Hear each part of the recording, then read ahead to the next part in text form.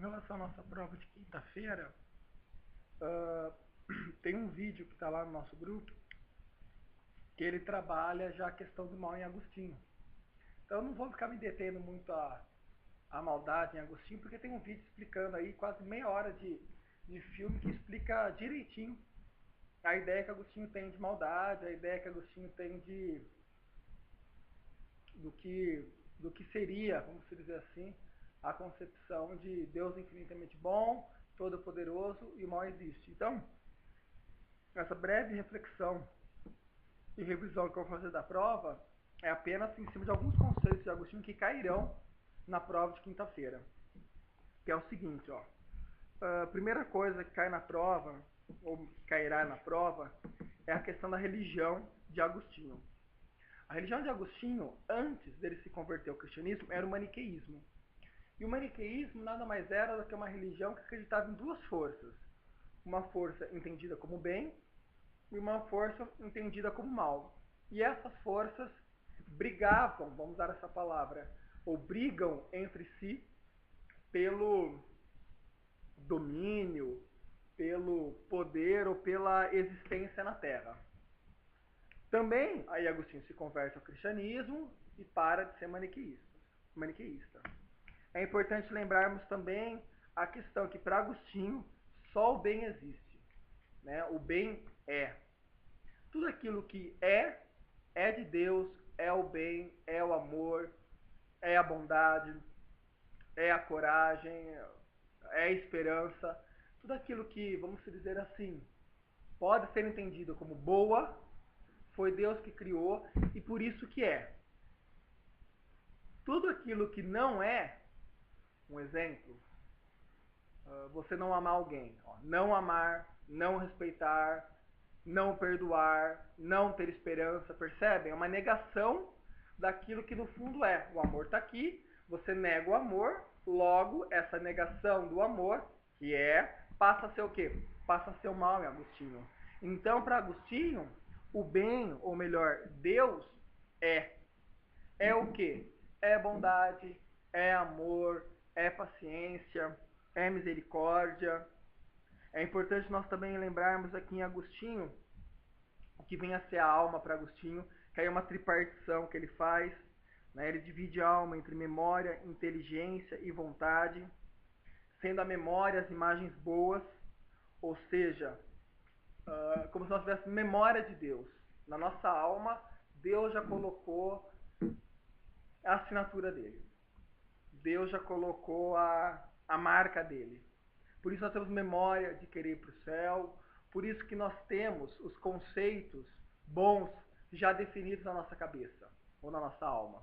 Um exemplo, é como se na criação Deus colocasse no homem aquilo que é bom, aquilo que é justo, aquilo que é verdadeiro. Deus colocou tudo que é bom na nossa mente.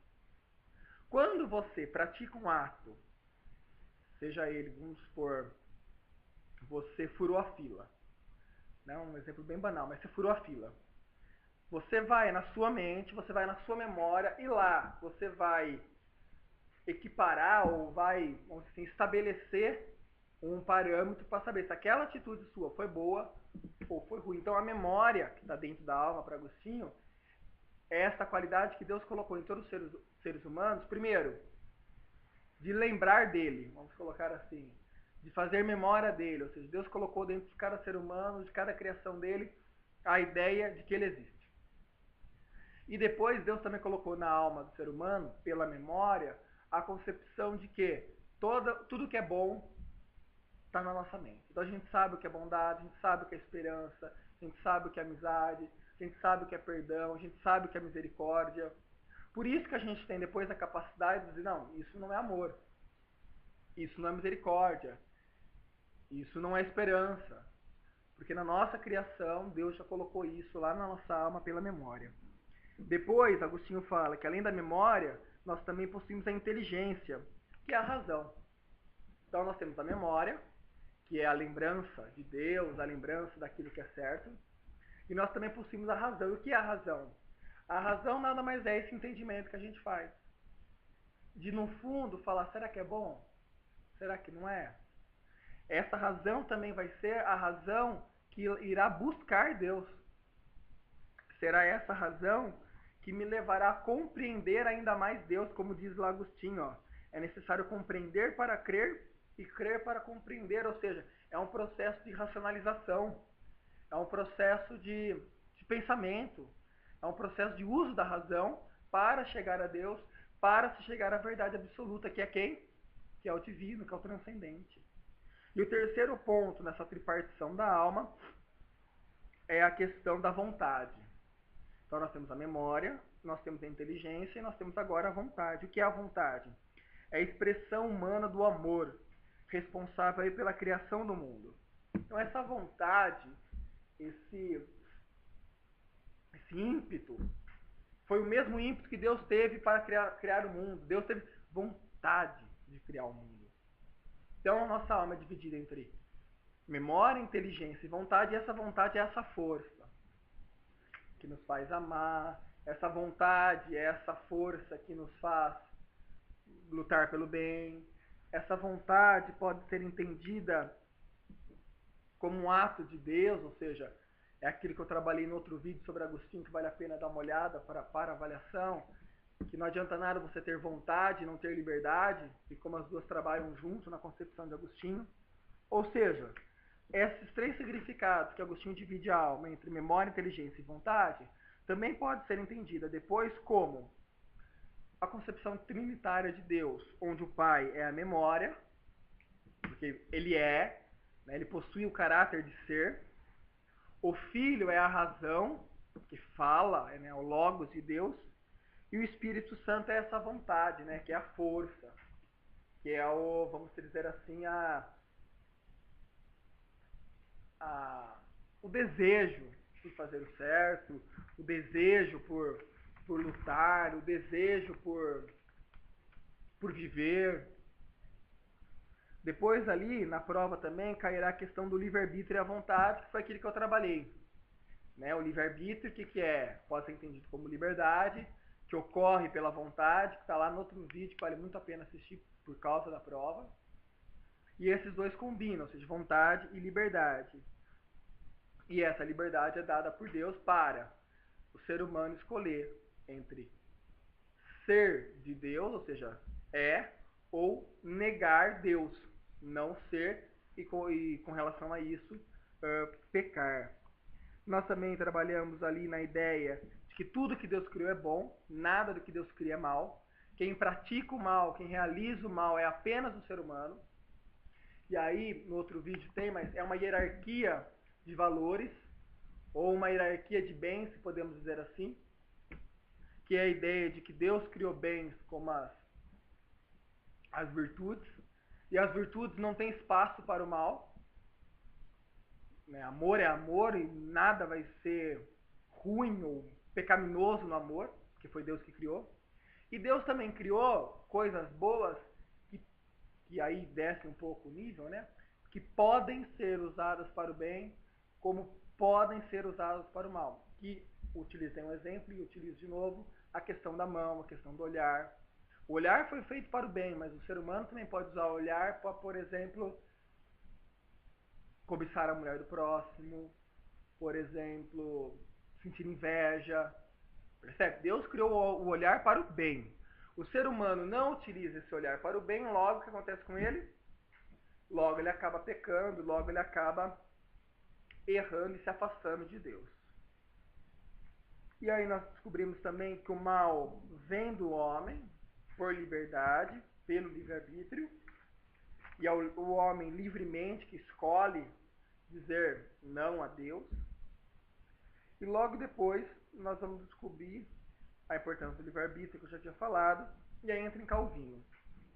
E em Calvino, que é um teólogo francês do século XVI, ele vai trabalhar algumas questões muito parecidas com Agostinho e outras completamente opostas. São as seguintes, ó. Para fazer comparação de conceitos, escrevo eu, entre os pensadores protestantes e os católicos, aqui representados por Calvino e Agostinho, respectivamente, deve-se ter em mente que o pensamento protestante é menos especulativo, no sentido filosófico, do que o pensamento agostiniano. Ou seja, O pensamento protestante não vai tanto beber na filosofia, ou não vai tanto utilizar da razão, e nem vai fazer tantas perguntas quanto o catolicismo, em Agostinho, fará. Como, por exemplo, quer ver? Um exemplo de uma pergunta que Calvino não faria. Por que, o que fazia Deus antes da criação do mundo? Ou, por que demorou a criá-lo? Ou seja, isso, para Calvino, não passa de especulações humanas, que não engrandecem a fé, por isso não devem ser especuladas pela concepção de Calvino. Enquanto Agostinho bebe da filosofia e vai atrás de todas as respostas possíveis e impossíveis dos seus dilemas. Entretanto, nós vamos ver que Deus é o único criador de tudo que existe. Isso faz muito paralelo com Agostinho. E mais, é importante referir que a criação é entendida como todas as coisas, inclusive o homem, tanto para Agostinho tanto para Calvino, não se dá a partir da essência do próprio Deus. Ou seja, é a partir do nada, como claramente se denota na obra de Agostinho, que diz que Deus não tem necessidade de criar qualquer ser que seja, como se não fosse autossuficiente, isso porque tirou tudo do nada. Ao Calvino fará coro dizendo que a criação é começo de essência oriunda do nada. Deus não teve necessidade de criar o homem. Deus não tem necessidade. Esse que é o debate. Porque ele é substância plena, ele é perfeição. Ele não sente solidão. Ele não criou o homem porque ele estava sozinho. Não. Ele criou o homem porque ele quis. Do nada. Ele criou o homem do nada. Por isso que surgirá um problema que é o seguinte, ó.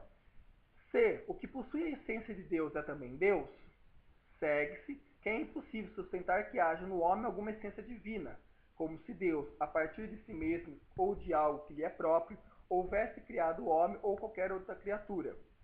E ainda que alguns usem o argumento de que o espírito que Deus concedeu a Adão seja parte de sua divindade, mesmo enquanto essência, Calvino ressalta afirmando: nada mais inconstante que o ser humano, visto que impulsos contrários lhe agitam a alma e arrastam a direções diversas. Frequentemente, cede ao erro por ignorância, sucumbe vencida a quaisquer mínimas tentações, sua própria alma sabemos ser fossa e receptáculo de todas as imundícias. Coisas essas que, se aceitamos que a alma é porção da essência de Deus, ou misterioso influxo da divindade, faz necessário atribuir tudo isso à natureza de Deus. Ou seja, Calvino aqui está dizendo que nós não podemos colocar no homem a concepção de que existe partícula de Deus no homem. Porque se você coloca a ideia de que existe alguma coisa de Deus no homem, logo você também coloca em Deus todas essas mazelas que Calvino citou, como a questão de ser inconstante, a questão dos impulsos contrários, a questão aqui ao erro, à ignorância, né? Torna-se uma fossa e receptáculo de todas as imundícias. Se você fala que o ser humano é isso, e ao mesmo tempo fala que ele tem dedo de Deus nele, no sentido de tem parte da essência de Deus no homem, logo você coloca a Deus todas as categorias que você está colocando ao homem, como eu acabei de falar, imundícia, impureza, incertezas, inconstância. Por isso que aí Calvino começa a distinguir um pouco de Agostinho. Continua lá. Já com respeito à questão de ser Deus o autor do mal ou não, é que é importante, isso é pergunta de prova. Calvino afirma, em consonância com Agostinho, que a fé verdadeira não admite que o mal provenha da natureza, diz ele, porquanto nem a depravação e malignidade, seja do homem, seja do diabo, ou os pecados que daí nascem, provém da natureza, mas da corrupção da natureza. O que é natureza aqui, gente? Lembra que é a essência. É aquilo que a pessoa é. Isso é a natureza do ser humano. Se você fala que o mal é da natureza do ser humano, logo você está dizendo que Deus cria o homem com essa natureza. Quando, na verdade, tanto Calvino quanto Agostinho trabalham contrário a essa hipótese. Tanto para Calvino quanto para Agostinho, a questão é que Deus criou o homem bom. Deus criou o homem muito bom, só que ele, por liberdade, pelo livre-arbítrio, decidiu pecar. Decidiu dizer não a Deus. E aí ele acaba cometendo o mal. Ou seja, não provém da natureza, mas sim da corrupção da natureza. E para se corromper, é o homem que corrompe. Isto é suficiente para se concluir que, também para Calvino, embora Deus seja o criador de tudo que existe, ele não é o autor do mal. Continua ali, pelo que, uma vez consumada a transgressão, o homem decaiu do seu estado original, tendo como uma das consequências a perda da capacidade de chegar a Deus por meio da livre vontade. Adão e Eva, nessa concepção então, decidem pecar contra Deus, decidem dizer não a Deus e passam para Calvino a quê? Passam a não ter mais a capacidade de chegar ao céu sozinho, ou como fala aqui, ó, é a perda da capacidade de chegar até Deus por meio da livre vontade. E aí ele vai trabalhar aqui, Calvino, a questão do livre-arbítrio e a condição humana a partir de Adão. Olha lá. Segue-se então que a depravação da natureza do primeiro homem, Adão, a qual se deu através de sua livre vontade, ou seja, ele decidiu pecar, contaminou todos que dele foram gerados, estendendo-se a condição decaída a todos os homens. Então, o erro de Adão e Eva, de pecar contra Deus, dizer não a Deus, comer do fruto proibido, está agora em toda a criação. Está em você, está em mim, está em todos, porque nessa concepção nós somos o quê? Filhos de Adão e Eva. E nós assumimos a herança desse pecado. E aí vai entrar uma questão um pouquinho mais séria em Calvino, que é o seguinte, ó. Apenas Deus pode levar o homem a desejar o bem, tornando-o novamente livre. Apenas Deus, guardem isso, ó. Apenas Deus pode levar o homem a desejar o bem. Fica substancialmente claro em Calvino que é apenas a intervenção ativa de Deus que confere ao homem o poder da boa vontade. Então você só tem boa vontade, por quê? Porque Deus quer que você tenha. Diz ele que é apenas por obra da graça divina que a vontade do homem é revitalizada para o bem. E revitalizar possui que categoria aqui? Possui a categoria, ou melhor, a ideia de que o que a gente revitaliza? Aquilo que está errado, aquilo que está sujo. Vamos revitalizar a rua, vamos revitalizar a escola, vamos reformar. Quando ele fala aqui, ó, somente Deus pode revitalizar a vontade do homem, ele está dizendo no fundo que somente Deus pode refazer a vontade do homem. Somente Deus pode arrumar a vontade do homem para o quê? Para o bem. Vê-se assim que a graça divina não é concedida a todos, mas somente àqueles a quem Deus elege.